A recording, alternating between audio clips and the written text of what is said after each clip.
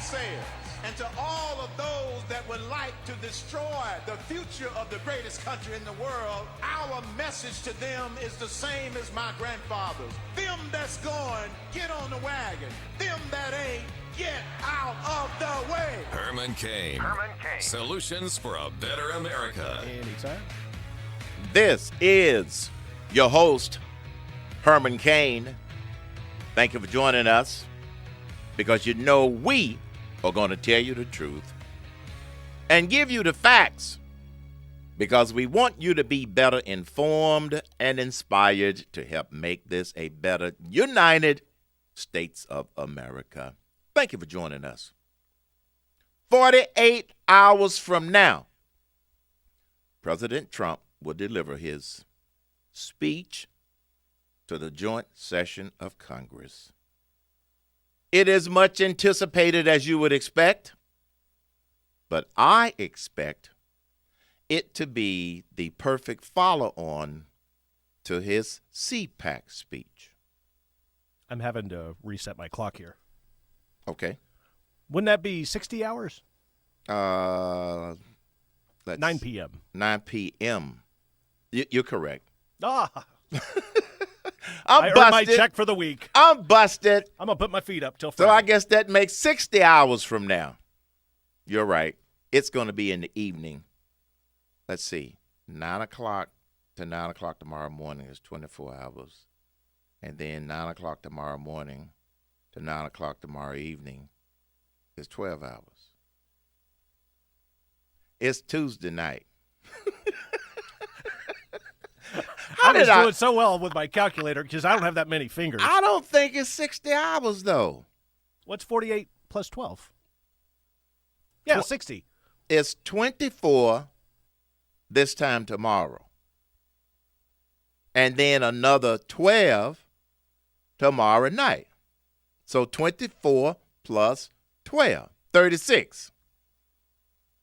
Oh. Right? We need the college graduate. Jared, get on the mic and help us here. Huh?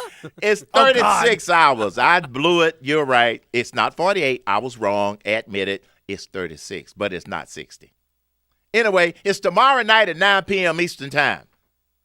And I would recommend that you all listen to it, because you know that the liberal media is going to have all of their knives, hatchets, bow and arrows out to try and discredit any and everything he says. But it should be interesting.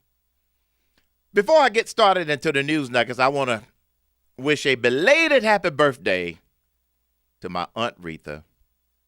We had a family dinner for her birthday Saturday night. That was her actual birthday. And there happened to be another gentleman in the restaurant by the name of Issa. Happy birthday, Issa. He was there with his family. Just like to throw out those little kudos every once in a while, folks. It does not hurt. We had a great time, great food, and met somebody else who had a birthday on the same day that her birthday was on.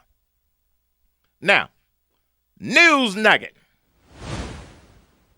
PolitiFact challenges Herman Cain and Donald Trump. Oh, yeah. I did an interview on Fox and Friends last Saturday.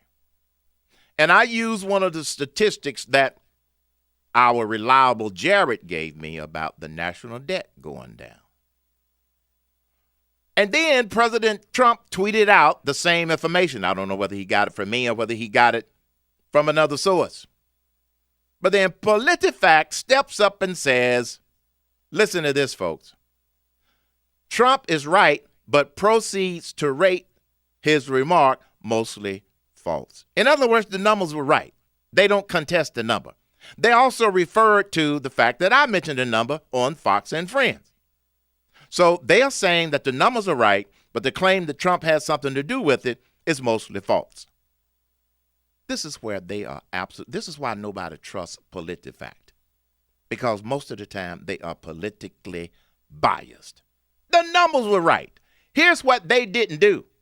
They didn't connect the dots. And since they couldn't connect the dots, they wanted to throw me and the president under the same proverbial bus, and it didn't work. You want to know why? the two things that Donald Trump did that caused the spiraling of debt to slow down and, in fact, go down was, one, the executive order on freezing all federal hiring except for the military. That was number one. And then freezing all of the hiring. And then the executive order, I lost my train of thought. That was the other one that I talked about. It was in the notes that Jared gave me. When you freeze the spending at the federal level, that in itself would cause spending to go down. But they didn't connect the dots. They're saying that Donald Trump didn't do anything to make it happen. Yes, he did. He issued a couple of executive orders that drove it down. PolitiFact, once again, proves while you can't trust their facts. News nugget. The DNC, Democratic National Committee, they have a new chairman. The battle over electing a new Democratic Party official has revealed the growing populist energy within the party, they say, which could fuel an electoral turnaround but also risks turning against the establishment. Former Labor Secretary Tom Perez won a narrow second ballot victory to become the DNC chairman. He says the Democratic Party may be down, but as chair, he would change that. We are suffering from a crisis of confidence, a crisis of relevance. We need a chair who can not only take the fight to Donald Trump, make sure that we talk about our positive message of inclusion and opportunity, and talk to that big tent of the Democratic Party. I have a couple of questions about that statement. You do have a crisis of relevance and a crisis of confidence, because the majority of the American people through the Electoral College clearly rejected what you and the other Democrats thought was relevant. Secondly, who's fighting to bring this country together? No, let me rephrase it. Who's fighting to keep this country divided? It sounds to me like it's the Democrats, because they said we need a chair who can take the fight to Donald Trump. Whatever happened to wanting to work with Donald Trump and the Republicans in order to do what's good for this country? Clearly, they don't want to work on behalf of the people of this country. That's why you're irrelevant.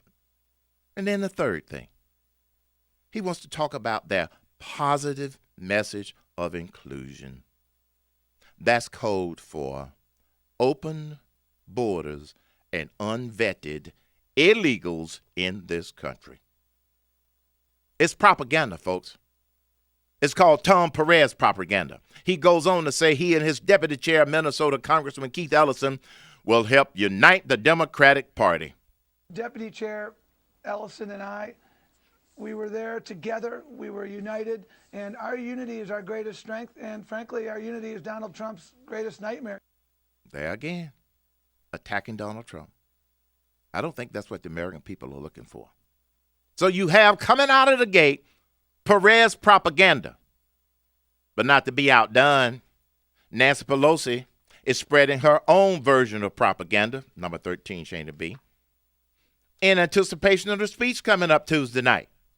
Listen to what she anticipates relative to the speech on Tuesday night. What has the Trump administration done from their inaugural address, where they talked about decay and carnage? They've done nothing except put Wall Street first, make America sick again, instill fear in our immigrant population in our country, and make sure that Russia maintains its grip on our foreign policy.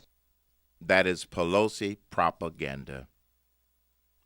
You know, folks, the reason we continue to repeat ourselves is because that's the way we fight the propaganda. I hope Nancy is listening to this next news nugget. Ms. Pelosi, very quickly, here are a few things that Donald Trump has accomplished in his first month on the job.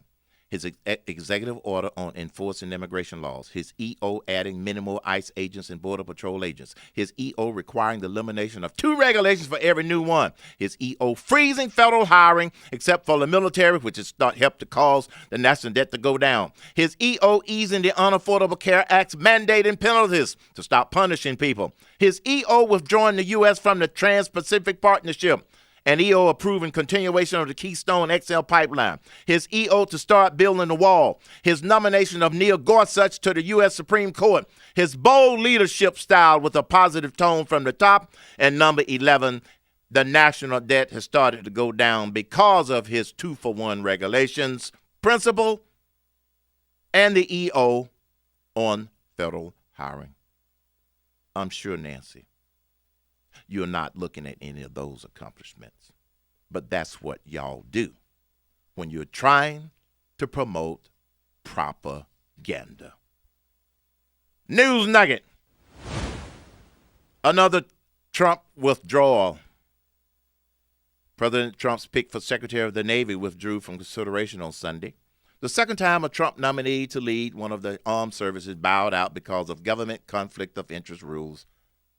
You see, here was another instance where after the nominee, Philip Bilden, went back and considered what he would have to do as far as his business interests in order to be able to take the job, he concluded that that wouldn't be a good move on his part personally or financially. But the liberal media is going to report it as chaos in the Trump administration. News nugget. Dozens of White House staffers have had their phones searched in what is being termed a recess compared to what may be planned. You know, there's been a lot of leaks going on. But John Brennan, former CIA director, says neither he nor anyone from the Obama administration are responsible for those leaks. I do think it is premature to be pointing fingers at anybody, whether in this administration or the previous administration, who may have been responsible for those leaks. So the search for leaks goes on. News nugget. No correspondence dinner for Trump. In other words, and actually you can use this alternate one if you choose, no live punching bag at the correspondence dinner. You see, President Trump has decided to pass. Sarah Huckabee Sanders defending Trump's decision not to attend the White House correspondence dinner. This wasn't a president who was elected to spend his time with reporters and celebrities. This was a president who campaigned on speaking directly to Americans, and that's exactly what he's going to spend his time doing.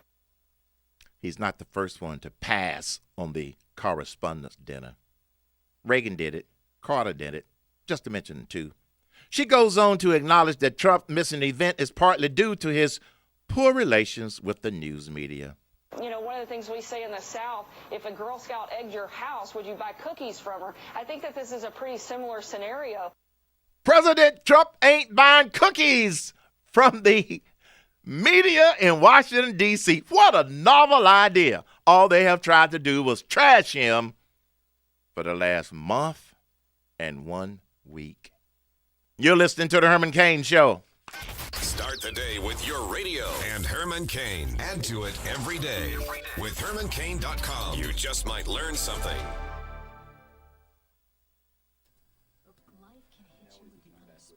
Off and running. All righty.